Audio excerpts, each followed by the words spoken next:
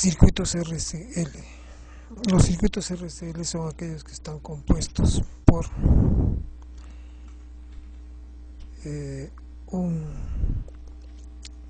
capacitor, una resistencia pura, un resistor y una inductancia, un inductor o una bobina. En el presente tenemos dos circuitos. El primer circuito está formado por una batería de 5 voltios, un switch, un condensador o un capacitor, un inductor y una resistencia, un resistor. Los mismos elementos están en el otro circuito. La diferencia entre ellos es que uno es de corriente continua y el otro es de corriente alterna. Los circuitos RLC o RCL se comportan diferente. En el circuito en corriente continua, la bobina o el inductor es un cortocircuito. La corriente va a fluir porque no tiene resistencia. Pero el capacitor sí va a cortar la corriente, porque durante un lapso de tiempo se cargará y dejará de fluir luego corriente. O sea, sería como un circuito abierto. En el caso de la resistencia no hay problema, no, pero aquí al momento de poner el switch habrá una momentánea corriente, pero luego se va a cortar por cuestión del capacitor que impide el paso de la corriente. Lo vamos a demostrar. A ver, fíjense, voy a poner en marcha el circuito y no hay flujo de corriente, está cortado. Lo desconectamos. Ahora, en el caso de la corriente alterna, el asunto es diferente, puesto que el capacitor se cargará y descargará paulatinamente según se den los cambios de polaridad, de tal manera que la corriente fluirá de ida y vuelta y parecería que la corriente sí pasaría por el capacitor.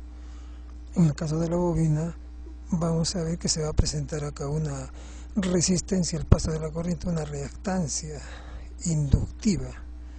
Lo mismo también sucede con el capacitor, pero la corriente va a fluir. No hablemos de resistor puro, porque sí ahí la corriente va a fluir.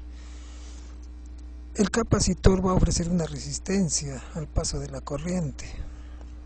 A esta resistencia se le llama reactancia capacitiva. Y también el inductor va a ofrecer una resistencia al paso de la corriente. Se le llama reactancia inductiva, y en el caso del capacitor es una reactancia capacitiva. La reactancia capacitiva será mayor a medida de que menor sea la frecuencia, y en el caso del inductor la reactancia inductiva será mayor a medida que mayor sea la frecuencia.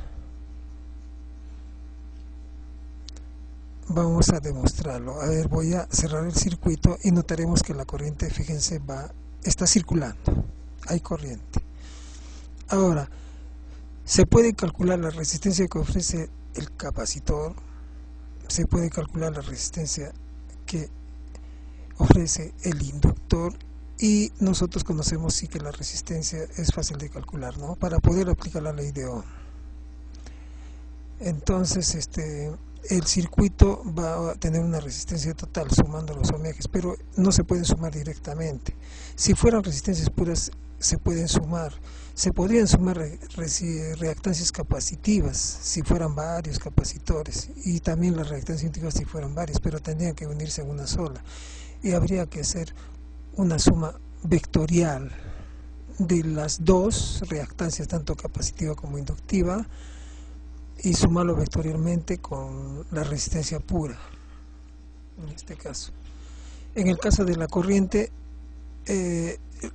cuando se trata de si fuera un circuito capacitivo con respecto a la resistencia normal, la corriente va a tener un desfase de 90 grados, la capacitiva, menos 90 grados, y en el caso del inductor tendría una desviación de 90 grados, si es que solo existiese una bobina nada más, ¿no? Con un capacitor. Con respecto, si solamente hubieran resistencias puras, la corriente coincidiría con la onda de la corriente coincidiría con la onda de la intensidad de la corriente, con la del voltaje. Voy a proceder entonces a calcular los valores, ¿no? Las resistencias que ofrecen cada uno de ellos.